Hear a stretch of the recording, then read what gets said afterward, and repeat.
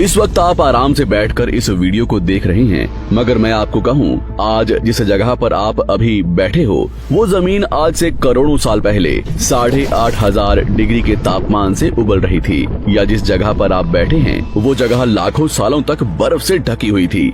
ये दोनों बातें सच हैं। इस 15 मिनट की वीडियो के अंदर आप पृथ्वी के 450 करोड़ साल के सफर को देखने वाले हैं। जिस जगह आज हमारा सौरमंडल है वहाँ विभिन्न प्रकार की गैस और धूल के बादल हुआ करते थे।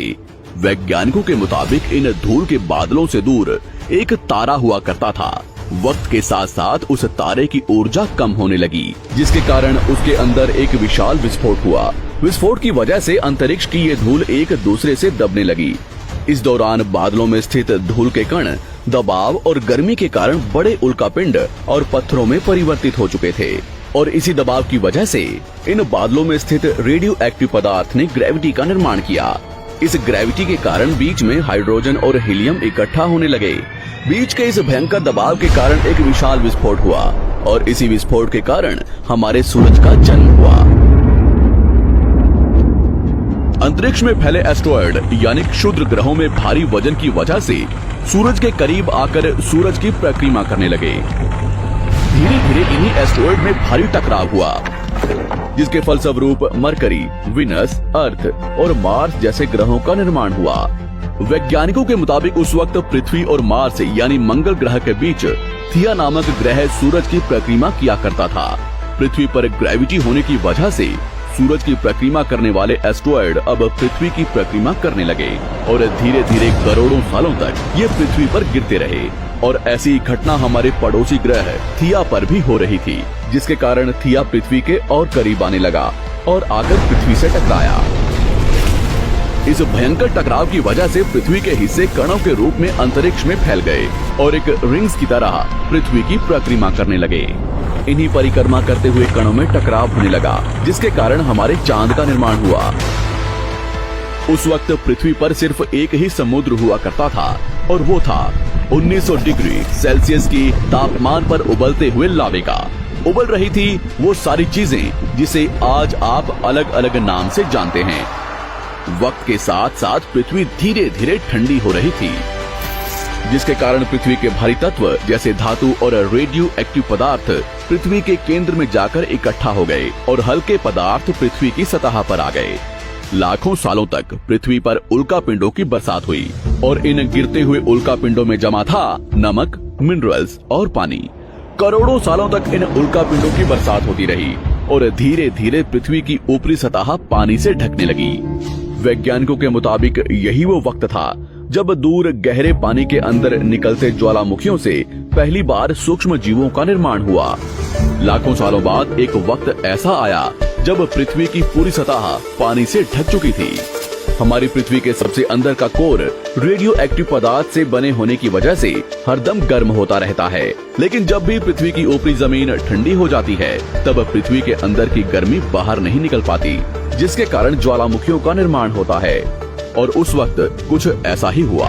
पानी से ढकी हुई पृथ्वी पर हजारों की तादाद में ज्वालामुखी निकलने लगे, और आने वाले लाखों सालों तक इन ज्वालामुखियों का निकलना जारी रहा, जिससे पानी के ऊपर जमीन का निर्माण हो रहा था।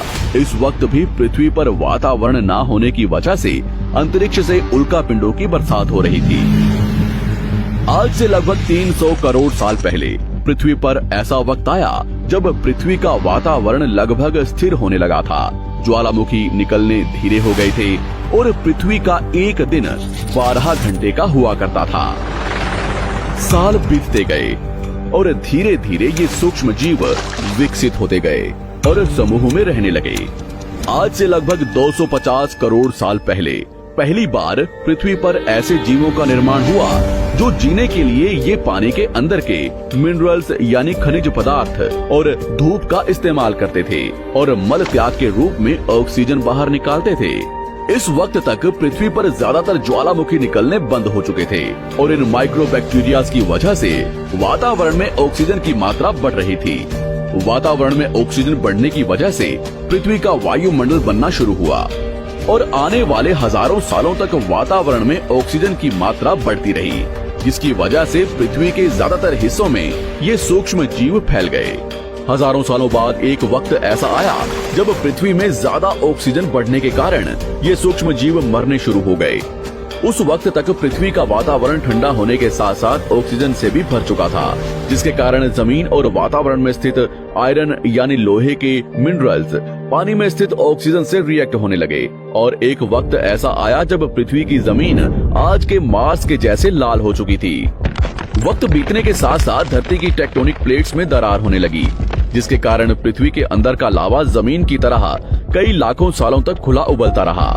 और यही वो कारण था जिसके कारण पृथ्वी के वातावरण में कार्बन डाइऑक्साइड की मात्रा बहुत बढ़ गई और पृथ्वी पर एसिड की वर्षा शुरू हो गई। एसिड रेन की वजह से पृथ्वी का तापमान घटने लगा और तापमान इतना घटा कि पृथ्वी के ऊपर स्थित पानी बर्फ में परिवर्तित होने लगा।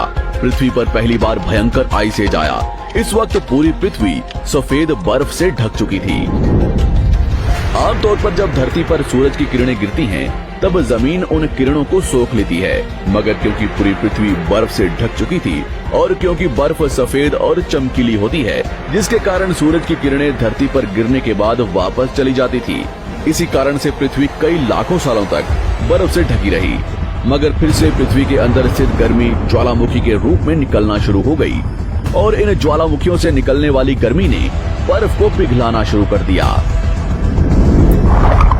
इसी बीच पृथ्वी की गहराई में बचे कुछ सूक्ष्म जीव धीरे धीरे बदल रहे थे और अब वो ऑक्सीजन को अपने शरीर को बड़ा और जटिल बनाने के लिए इस्तेमाल करने लगे थे। इस बीच पानी में अलग से भी छोटे समुद्री पौधे निकलने शुरू हो चुके थे। बाहर जैसे जैसे ज्वालामुखी निकल रहे थे, वैसे वैसे वातावरण कार्बन डाइऑक्साइड की वजह से गर्म हो रहा था। वक्त के साथ साथ बर्फ तो पिघलने लगी, मगर धरती पर फिर से एसिड की वर्षा शुरू हो गई, जिसके कारण फिर पृथ्वी ठंडी होने लगी और फिर पृथ्वी की ज्यादातर सतह बर्फ से ढक गई। ऐसा बार बार कई हजारों सालों तक होता रहा और इसी कारण से अब समुद्री जीव धीरे धीरे वातावरण के हिसाब से विकसित हो रहे थे।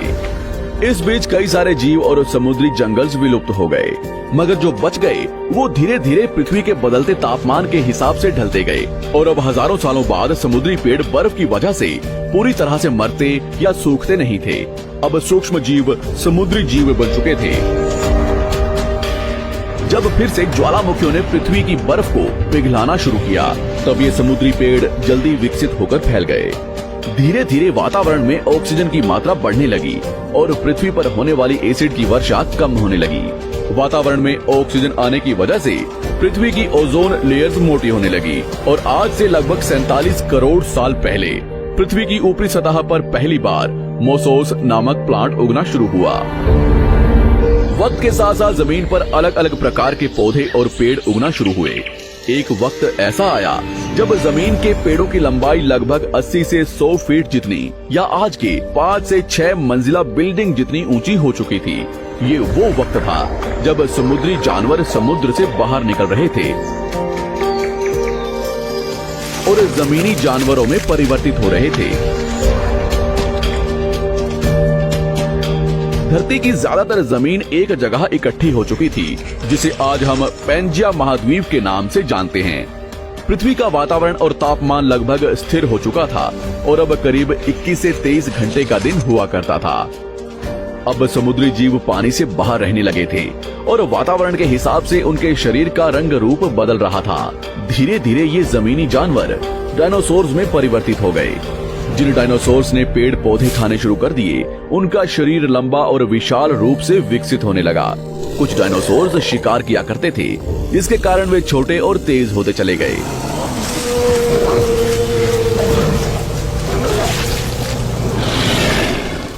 पृथ्वी की ऊपरी जमीन एक जगह इकट्ठी होने के कारण ज्यादातर जमीन रेगिस्तान और बंजर हो चुकी थी। ज्यादातर जंगल समुद्र के करीब हुआ करते थे, जिसमें डायनासोर्स रहा करते थे। आज से लगभग 20 करोड़ साल पहले पैंजिया महाद्वीप टूटना शुरू हो गया। पैंजिया के विभाजित होने की वजह से पृथ्वी की ज्यादातर ऊपरी जमीन पानी के संपर्क में आने लगी, जिसके फलस्वरूप पृथ्वी पर हरियाली बढ़ती गई, जिस वजह से डायनासोर्स और ज्यादा विभिन्न और विशाल होते चले गए। डायनासोर्स ने आने वाले लगभग 20 से 30 करोड़ सालों तक पृथ्वी पर राज किया। उस वक्त डायनासोर्स समुद्र से लेकर जमीन और आसमान तक पूरी पृथ्वी पर राज किया करते थे। इस दौरान अफ्रीका से टूटा भारत सीधे आकर आज के तिब्बत से टकराया और इस टकराव की वजह से हिमालय का निर्माण हुआ। आज से लगभग 6.5 करोड़ साल पहले पृथ्वी की तरफ आज के माउंट एवरेस्ट से भी बड़ा लगभग 4.5 लाख करोड़ किलो जितना वजनिया उल्कापिंड लगभग 80,000 किलोमीटर प्रति घंटे की स्पीड से पृथ्वी की तरफ आ रहा था। पृथ्वी की सतह को छूते ही उसमें भयंकर आग लगी और वो जलते हुए सीधा पृथ्वी से टकराया। इस टकराव से निकलने वाली ऊर्जा आज के 10 करोड़ परमाणु बम एक साथ फटने के बराबर थी। जहां ये उल्कापिंड गिरा वहां के जानवर और पेड़ तुरंत भाप बनकर जल गए। गिरते ही पृथ्वी पर पूरी तरह धूल फैलने लगी। समुद्र में भयंकर बाढ़ आने लगी। भूकंप और आग ने पृथ्वी को जलाना शुरू कर दिया। कुछ ही घंटों में पूरी पृथ्वी के वातावरण में हानिकारक गैस और धूल की वजह से पृथ्वी नर्क हो चुकी थी। डायनासोर्स घुटन, आग और भूखमरी से पूरी तरह विलुप्त हो गए। इस वक्त हमारे पूर्वज जमीन के अंदर रहा करते थे, जिसके कारण वो इस विशाल प्रलय से बच गए। पृथ्वी का वातावरण पूरी तरह से काला और अंधेरा हो चुका था, जिससे धूप भी जमीन तक नहीं पहुंच पा रही थी। पृथ्वी के पेड़ और ज्यादातर जानवर विलुप्त हो गए। वातावरण में धूल और हानिकारक गैस के कारण पृथ्वी पर फिर से एसिड की वर्षा शुरू हो गई और फिर पृथ्वी ठंडी होकर बर्फ से ढक गई। लेकिन इस बार पृथ्वी की बर्फ लाखों सालों तक नहीं जमी रही और 80 से 90 हजार साल बाद ये बर्फ पिघलनी शुरू हो गई। जैसे ही धरती पर वातावरण फिर से पहले जैसा होने लगा, वैसे ही ये छोटे जीव जमीन से बाहर आना शुरू हो गए। उस वक्त पृथ्वी की बर्फ पिघलनी शुरू ही हुई थी, जिसके कारण अफ्रीका में घने ठंडे जंगल हुआ करते थे और इसी बीच ये जमीनी जीव बंदरों में परिवर्तित हुए। मगर जैसे जैसे पृथ्वी गर्म होने लगी, वैसे वैसे अफ्रीका के ये जंगल सूखने लगे। जंगल की चीजें खाने वाले बंदरों को खाने की कमी होने लगी। खाने की तलाश में इन बंदरों ने अपने पैरों पर चलना शुरू कर दिया, जिससे उन्हें दूसरे जानवरों के शिकार करने में मदद मिलती थी। धीरे धीरे बंदर एप्स यानी वानर में परिवर्तित हुए। खाने की तलाश में ये एप्स पृथ्वी के दूसरे हिस्सों में फैलने लगे और धीरे धीरे उनके शरीर का रंग रूप वहाँ के मौसम के हिसाब से बदलता गया। वक्त के साथ साथ हम आदिवासी बने। हमने हथियारों से लेकर आग का आविष्कार किया। हम धीरे धीरे इंसान के रूप में विकसित हुए। हमने धर्म से लेकर परिवार, भाषा और संस्कृति का निर्माण किया और वक्त के साथ साथ हम विकसित होते चले गए और आज हम इस पृथ्वी की सबसे विकसित प्रजाति बन चुके हैं। पृथ्वी को आज के जैसे बनने में लगभग 450 करोड़ साल का वक्त लगा है और हमें एक छोटे जमीन में रहने वाले जानवर से इंसान बनने में कई लाखों सालों का। मगर हमने इन 100 सालों में जितना पृथ्वी को गंदा और तबाह किया है, उतना आज तक किसी भी प्रजाति ने नहीं किया होगा।